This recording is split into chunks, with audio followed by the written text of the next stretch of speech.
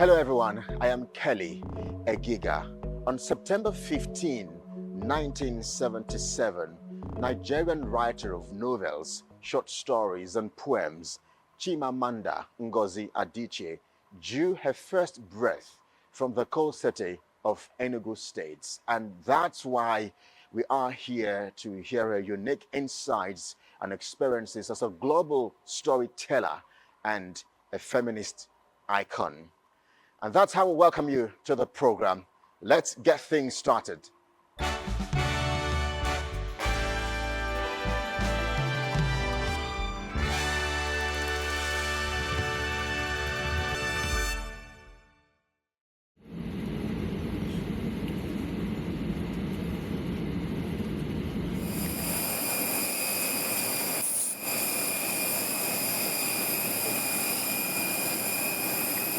It's my second visit to the coal city in southeast Nigeria. A city with a unique blend of historical significance and where the hills remember the footsteps of the past.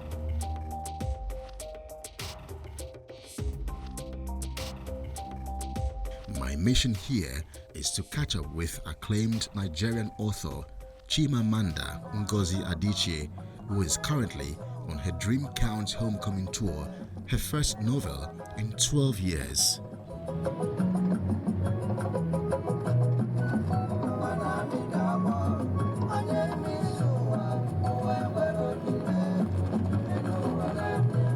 It's a breath of fresh air, and the serenity here is nostalgic.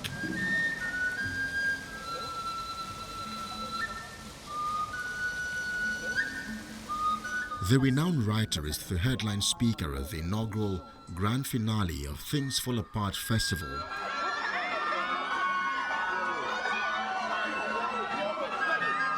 And her arrival here at the event creates a wild frenzy. Please, let us welcome Chimamanda Adichie. Keep it coming, keep it coming, keep it coming.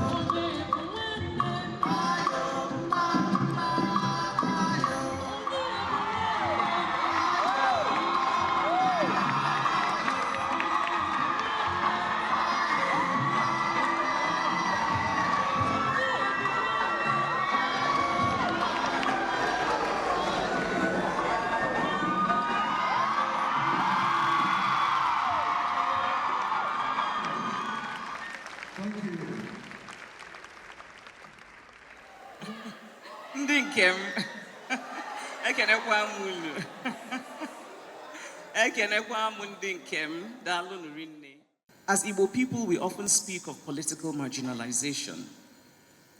Whenever you're gathered among Igbo people, the next thing you hear is marginalization. They're marginalizing us. We should talk about marginalization. I think any honest assessment of Nigerian history since 1970 must acknowledge the political marginalization that Igbo people have suffered. But it is time to suspend the subject of marginalization until we have cleaned house. We are giving those who want to marginalize us even more reasons to justify that marginalization. We must first clean house. Part of that house cleaning must involve a concerted return to unity. We must unite. We must unite. Unity is not the absence of difference. Unity does not mean that we all agree on everything. Unity means a decision to come together for a greater goal despite our differences. Unity is a beautiful act of sheer will. Unity is an act of intelligence. Unity comes from the ability to think lucidly. If all of the governors of the Igbo-speaking states and all of the senators from the Igbo states decided to come together in unity and put away party affiliations, it would confer on Igbo land a great bargaining power for policies that will benefit all of Igbo land. Different ethnic groups in multi-ethnic countries across the world all engage in this kind of political bargaining. But for this to happen for Igbo land, there must be unity. Chimamanda is one of the most powerful voices of our generation, and she takes a moment to listen to this 11-year-old aspiring writer who is here not just to hear her speak, but to learn, to understand, and to hope. I've been trying to write a specific novel, but anytime I give it to anybody to read, they say it's mostly like very fictional, and I should work on the fiction, I should make it more realistic. But anytime I try to make it realistic, it just keeps going back to the way it was. I wanted to ask if there's any advice on how I can get your contact. So you can call.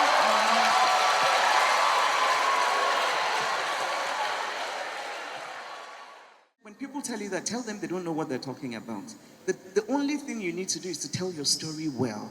Tell it with detail, make the story interesting, think about what your character looks like, thinks about.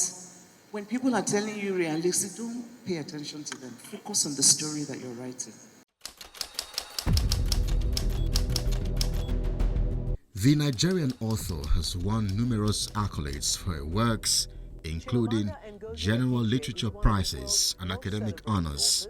Her short stories have garnered multiple awards all around the world. Literary sensation and feminist icon Chimamanda Ngozi Adichie.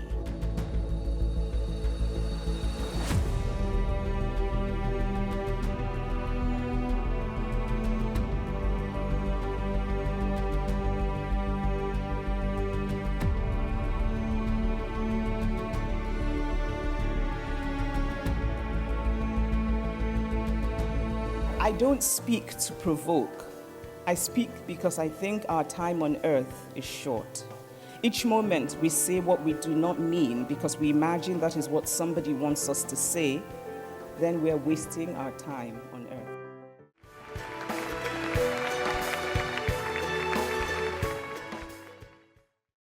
Nigerian writer and indeed a global voice in the world of literature, Chimamanda Ngozi Adichie, thank you so much for agreeing to speak with us on Channel TV. Thank you.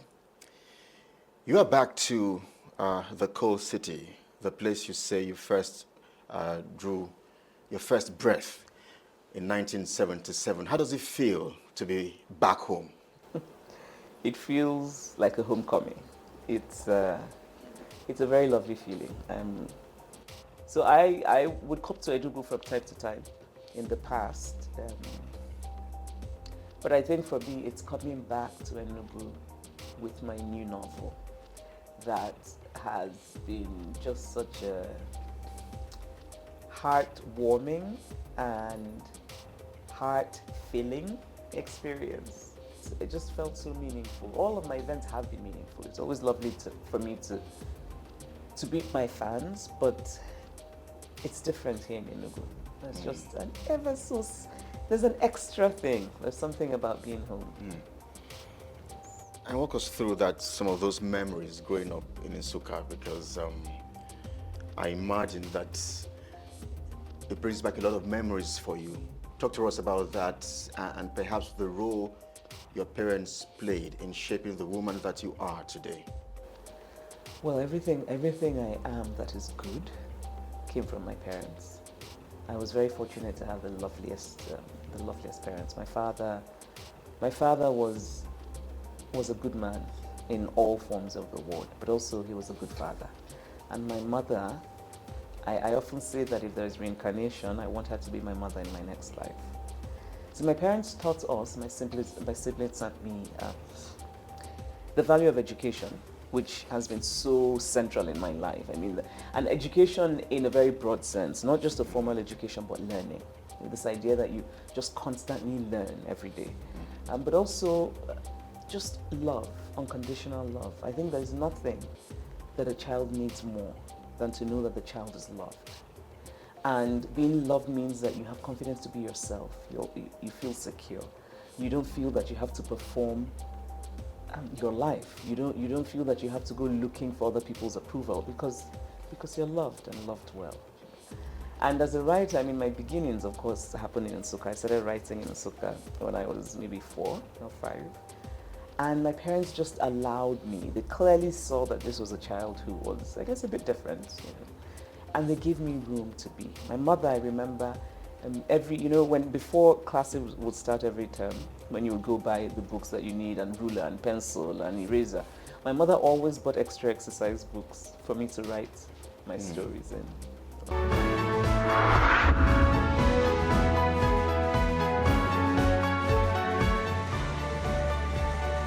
Hidden in the heart of Anambra State lies a city unlike any other in West Africa, a town where every street hums with industry and innovation.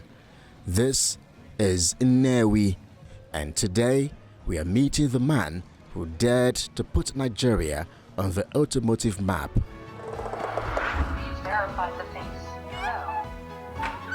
Good morning, Chief. My friend.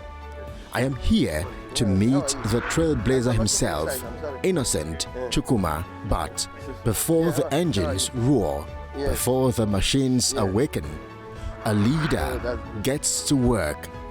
Because I'm playing tennis, I'm always like to make my body fit before going to tennis. That's how you started? Yeah, yes, I started out.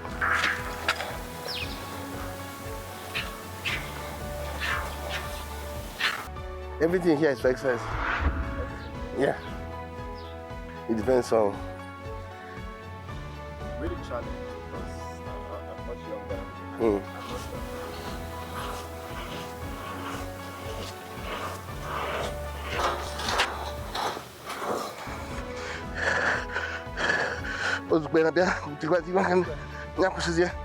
That's it.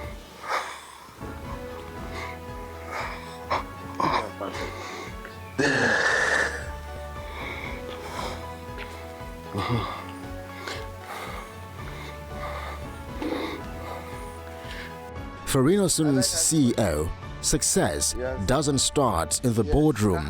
It starts with discipline and consistency. Exercise is life. When you wake up and do exercise, your body will come back well. Any day you can do it.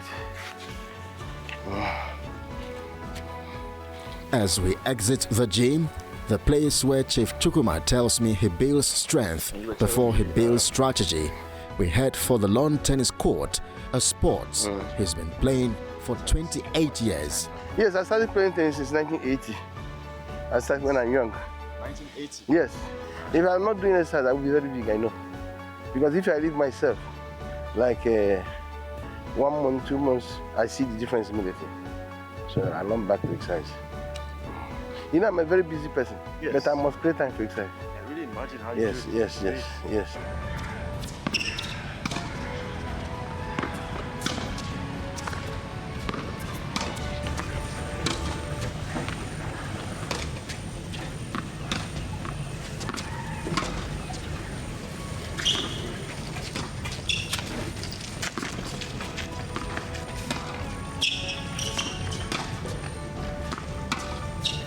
My next stop is electric vehicles, which are gaining traction here in Nigeria and the continent, with both local and international brands offering options. People are so much interested because of how you look at it.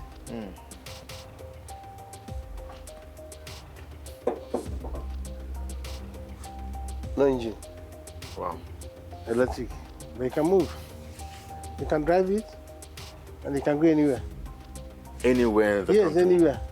This one cover, the charging will be covered 400 kilometers. 400 kilometers? Yes, 400 kilometers, charge again. Because that's one of the concerns for people. No, this Nigerians one is 400 kilometers, you charge again. Wow.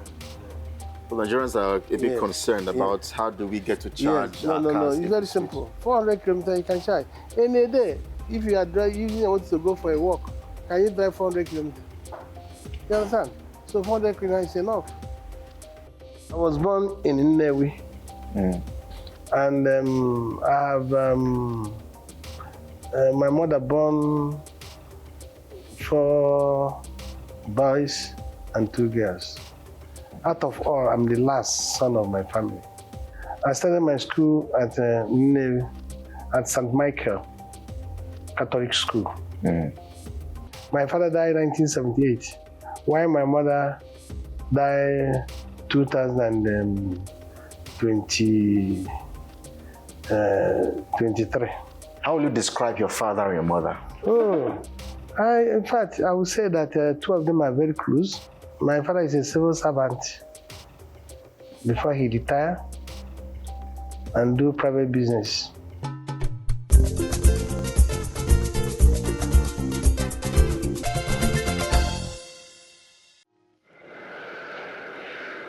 The history of aviation spans over 2 millennia, and women have always been involved from the earliest innovations like kites.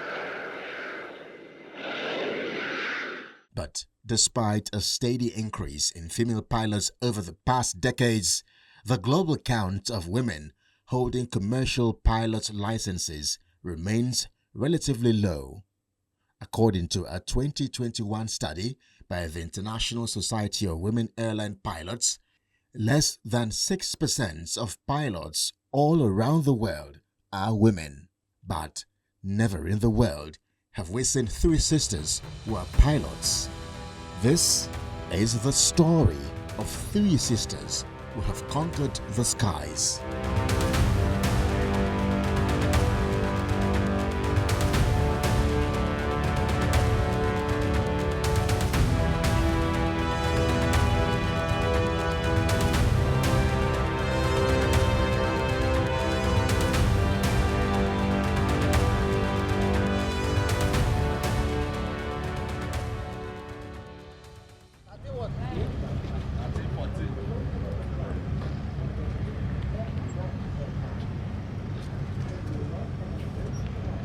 Following in her father's footsteps, Captain Mopelola is the first of 7 girls and embarked on a journey to become a helicopter pilot.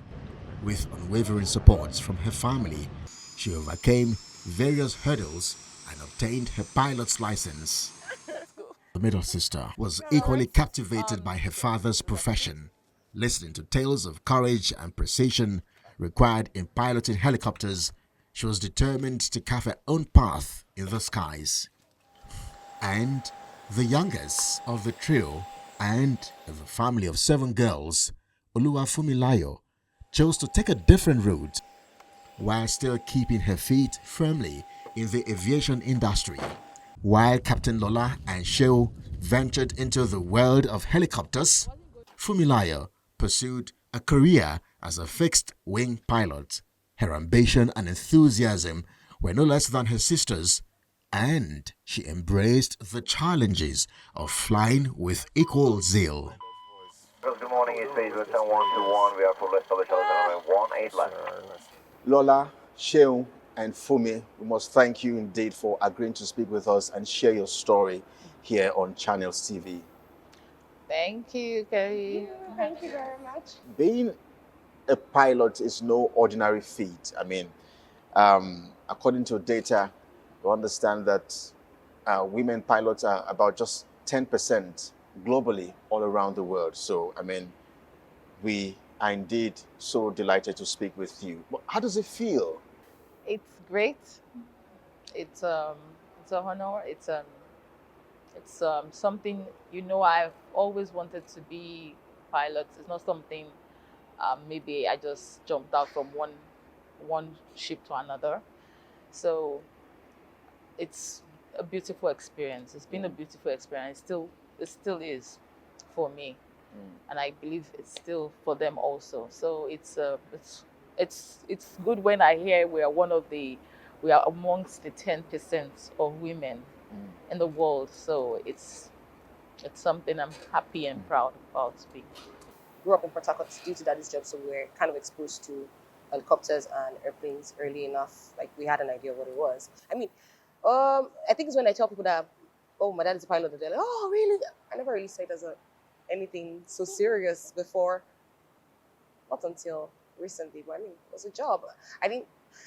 Personally, I didn't stereotype any job. I didn't think it was just a man's job. So I just did not see it as, oh, well, I get excited when I see a lot of female pilots, so yeah. You just get to stand out because everybody, they have a stereotype that when they say, oh, pilot, everybody thinks man.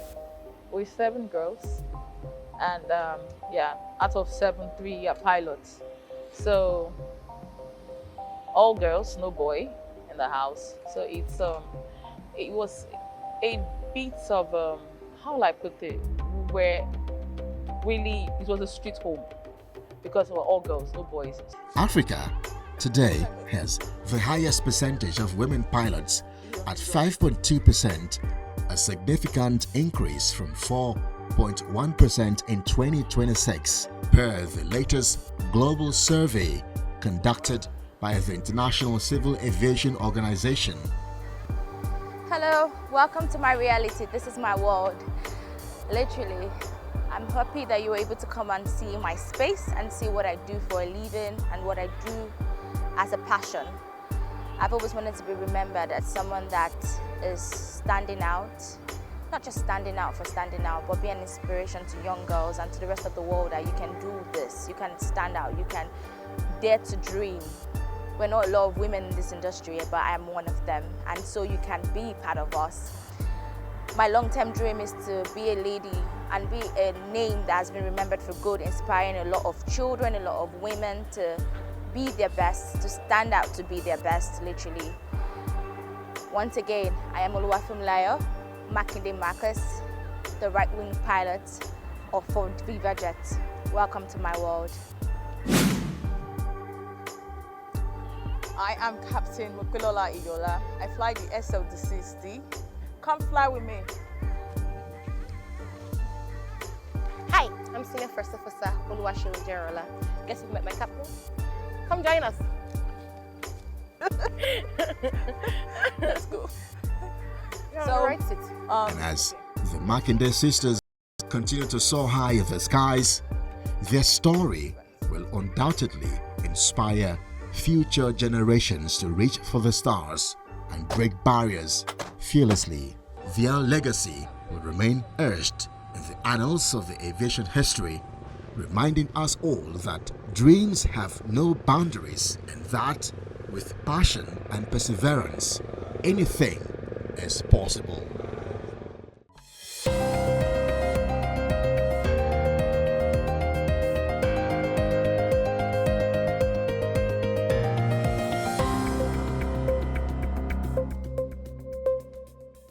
I'd just like to say that if you have dreams, you should always go through and do your best to accomplish them in life. If someone says, "Oh, you can't do this, you're too young," or "You can't do this," you never listen to them. You should just continue on your journey in life and focus on your dreams, so that way you can be successful.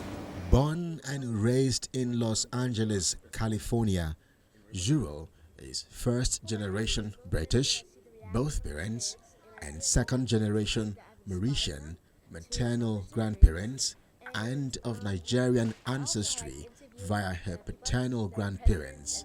Inspired by her parents and her own experiences, she developed a passion for learning and a desire to make a difference. Her journey to becoming a global education advocate began at a young age. I was born and raised in California.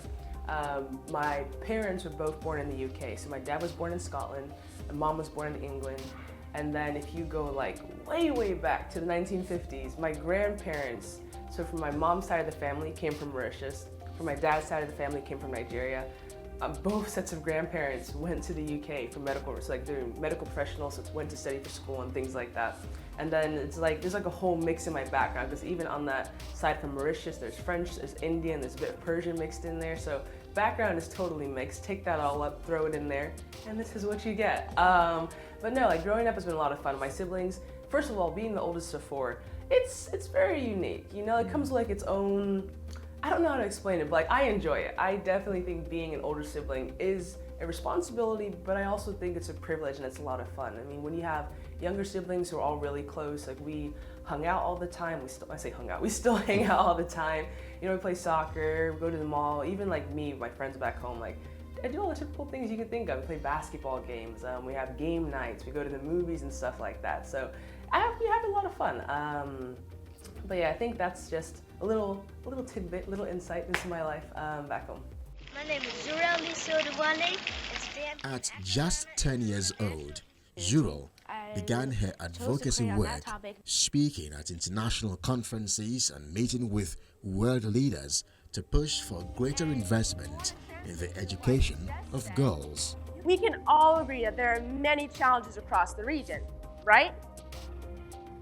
But some of these can be addressed if more people were educated, can stand up for themselves, know their rights, and can contribute to the development of their societies.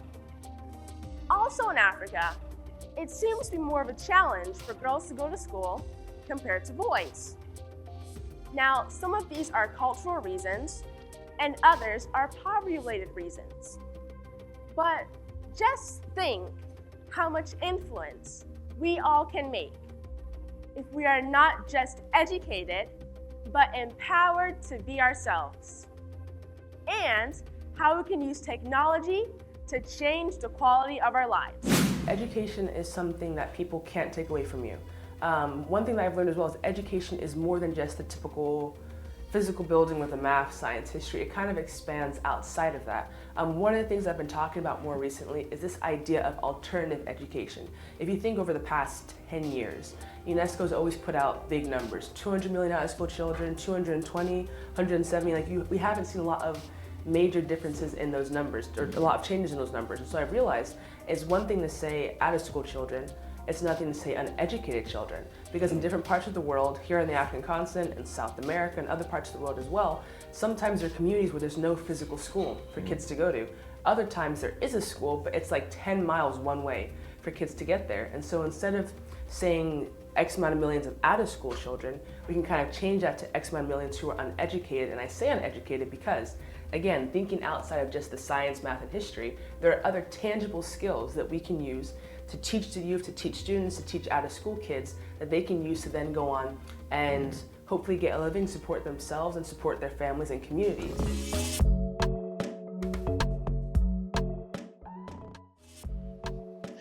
Well, Zurel Ojuole is truly an amazing African who is inspiring a generation of young people to become global leaders and change makers. And her inspiring and captivating story does it for us on this edition of the program. But you can share your views and interact with us on all our social media platforms. I am Kelly Egiga, and I'll see you again next time. Bye.